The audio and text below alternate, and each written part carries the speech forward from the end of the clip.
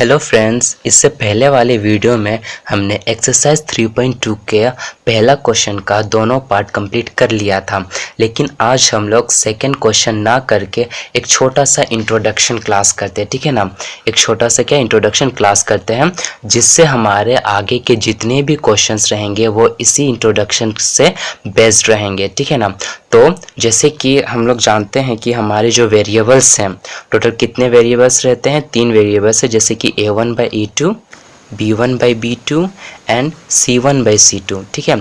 हमारे आगे के जितने भी क्वेश्चंस रहेंगे वो इन्हीं वेरिएबल से रिलेटेड बेस्ड रहेंगे, जिनको हमें कंपेयर करके उनका ग्राफिकल रिप्रेजेंट के हिसाब से और अलजेब्रिक इंटरप्रिटेशंस के हिसाब से क्वेश्चंस में आगे निकालने होते हैं।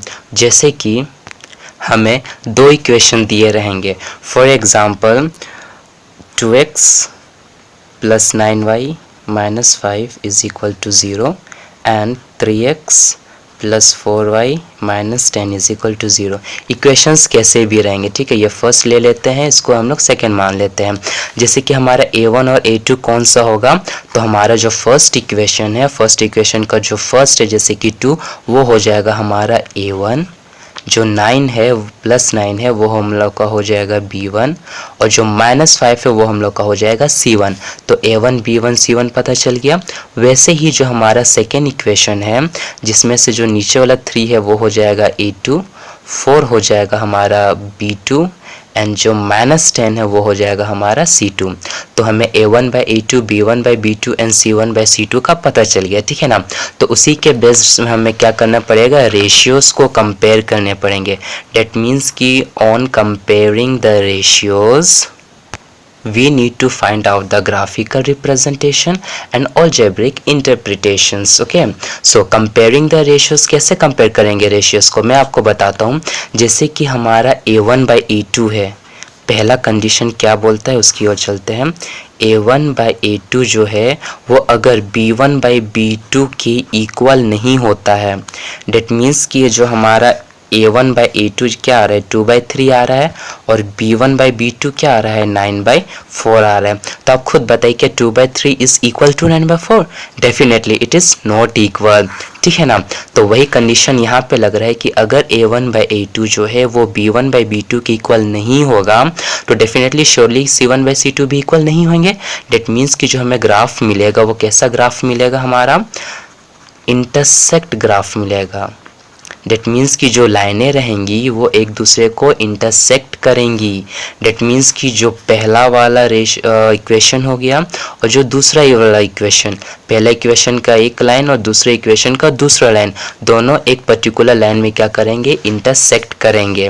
ओके गाइस, यानी कि ग्राफिकल रिप्रेजेंट में क्या करेंगे, दोनों इक्वेशन एक दूसरे को पर्टिकुलर एक पॉइंट पे इंटरसेक्ट करेंगे, और जो उनके अलजेब्रिक इंटरप्रिटेशंस रहेंगे वो क्या कहलाएंगे, उनको रहेगा एग्जैक्टली वन सॉल्यूशन।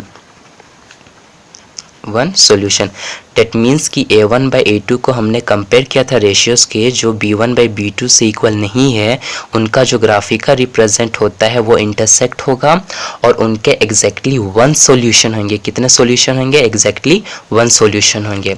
सिमिलरली अगर हम लोग के पास दूसरा कंडीशन रहता है रेशियोज़ के हिसाब से, जैसे a1/a2 जो है वो अगर इक्वल होता है b1/b2 के, इक्वल होता है b1/b2 के, और जो b1/b2 है वो c1/c2 के इक्वल रहता है। अगर तीनों कंडीशन में अगर तीनों वेरिएबल्स हमारे इक्वल हो जाते हैं, तो वो जो ग्राफिकल रिप्रेजेंटेशन रहता है उसमें हम लोग की लाइन कैसे होगी, कोइंसिडेंट लाइंस। कोइंसिडेंस लाइंस मतलब फ्रेंड्स, एक ही लाइन के ऊपर दूसरी लाइन क्या करेगी, कोइंसाइड करेगी। यही हम लोगों का कोइंसिडेंट का मतलब होता है। और अगर लाइंस दोनों को एक दूसरे से कोइंसिडेट करेगी, यानी कि एक लाइन दूसरे लाइन के ऊपर बनेगी, तो इनके पास इन्फिनाइटली मेनी सॉल्यूशंस होंगे। मेनी सॉल्यूशंस इससे बन जाएंगे हमारे। ओके फ्रेंड्स, मेनी सॉल्यूशंस बन जाएंगे, क्योंकि दोनों लाइन क्या कर रही हैं, एक दूसरे को टच करते हुए आगे की ओर बढ़ती हैं। लेकिन यहाँ पे क्या होता है, इंटरसेक्ट करती हैं एक पर्टिकुलर पॉइंट पे, तो डेफिनेटली इसका एक ही सॉल्यूशन बन पाता है। और अगर हम लोग के पास तीसरा कंडीशन मिलता है क्वेश्चन से, जैसे कि तीनों वेरिएबल्स a1/a2 जो है वो इक्वल रहेगा b1/b2 के, बट जो b1/b2 है वो c1/c2 के डेफिनेटली इक्वल नहीं होता है, तो जो हमारे ग्राफिकल रिप्रेजेंटेशन में कैसे लाइन बनेंगे, पैरेलल लाइंस बनेंगे। पैरेलल लाइंस बनेंगे। पैरेलल लाइंस मतलब फ्रेंड्स जो दो पर्टिकुलर लाइंस एक दूसरे को कभी भी टच ना करें।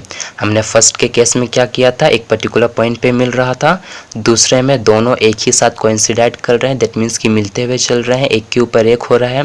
लेकिन पैरेलल लाइंस क्या कभी भी एक दूसरे को एक जगह पे मीट नहीं करते हैं। फॉर एग्जाम्पल जैसे हमारे रेलवे के ट्रैक्स होते हैं, वो कभी भी दो लाइन्स एक दूसरे को टच नहीं करते हैं, पैरेलल चलते हैं ना। तो वैसे ही इनका जो अलजेब्रिक इंटरप्रिटेशन क्या रहेगा, अगर दोनों लाइन एक दूसरे को कभी टच नहीं कर रही हैं, डेट मीन्स कि इनके कोई भी सॉल्यूशंस नहीं बनेंगे। ठीक है फ्रेंड्स, तो इसी के बेसिस पे, इन्हीं तीनों के बेसिस पे हमें आगे के सारे क्वेश्चंस कंप्लीट करने होंगे।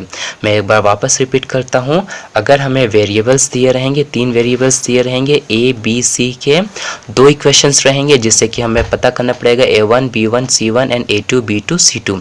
तो इसी के बेसिस पे रेशियोज कंपेयर करने पड़ेंगे। अगर a1/a2 is not equal to b1/b2 होगा, तो उनके जो लाइंस होंगे वो एक दूसरे को इंटरसेक्ट करेंगे और एग्जैक्टली वन सॉल्यूशन रहेंगे उनके। वेयरएज जब a1/a2 is equal to b1/b2 is equal to c1/c2 होगा, तो वो पर्टिकुलर लाइंस, दो पर्टिकुलर लाइंस एक दूसरे को कोइंसिडाइड करेंगे और इनके इनफाइनाइटली मेनी सॉल्यूशंस बनेंगे।